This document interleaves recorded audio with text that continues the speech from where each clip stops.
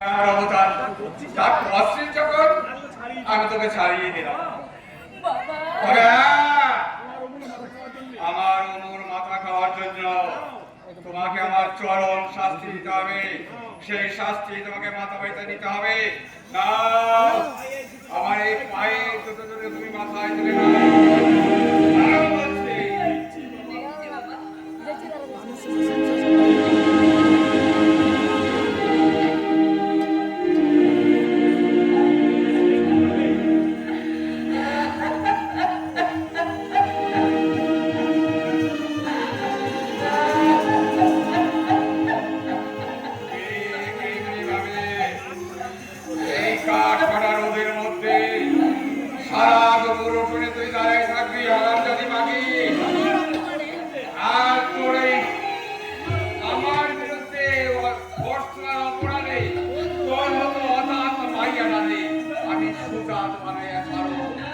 মনে রাখিস এটা হচ্ছে তোর মায়ের দিব্যি। ফেলে দাও বৌদিমণি, ফেলে দাও, ফেলে দাও বৌদি।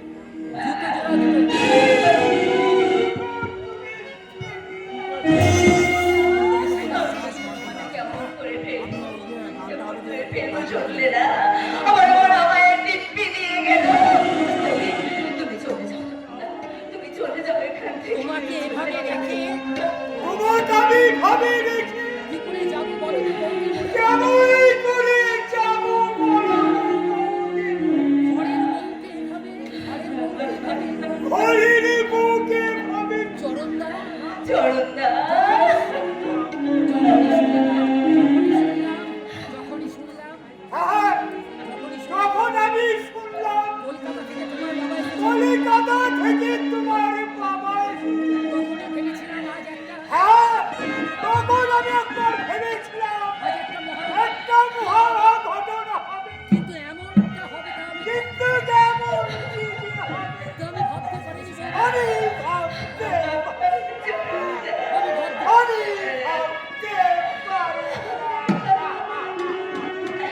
ভাবতে আমি ওকে পেয়েছিলাম চরণদা।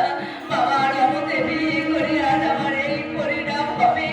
বাবা, বাবা তুমি তোমার অনিতাকে ভুলে যাও, মনে করো আজ থেকে তোমার অনিতা মরে গেছে। যে দেখো সভ্য সমাজ গরিবের মেয়ে হয়ে ধনীর বাড়ির বউ হয়ে এসে শ্বশুরের জুতো মাথায় নিয়ে কাঠ পাখার অন্তরের মধ্যে দাঁড়িয়ে দাঁড়িয়ে চোখের জলে আজ মুখ ভেসে যাচ্ছে। তোমরা বলো কোথায় কেমন বিচার?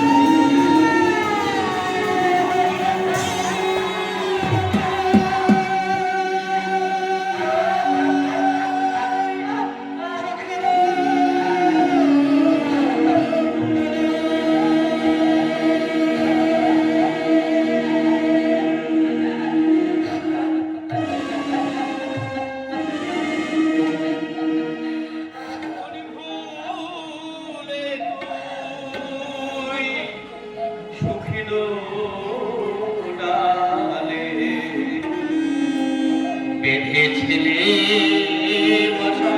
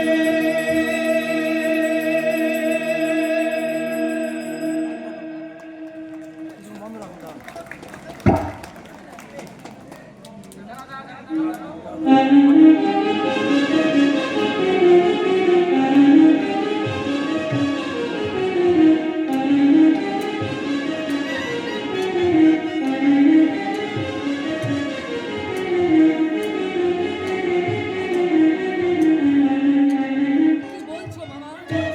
ঠিকই বলছি ভাগ্নে। কি বলছি ভাগ্নে? কাঁটা দিয়ে কাঁটা দিয়ে কাঁটা তুলতে পারবে, কিন্তু এতে তো বিরাট রিস্ক।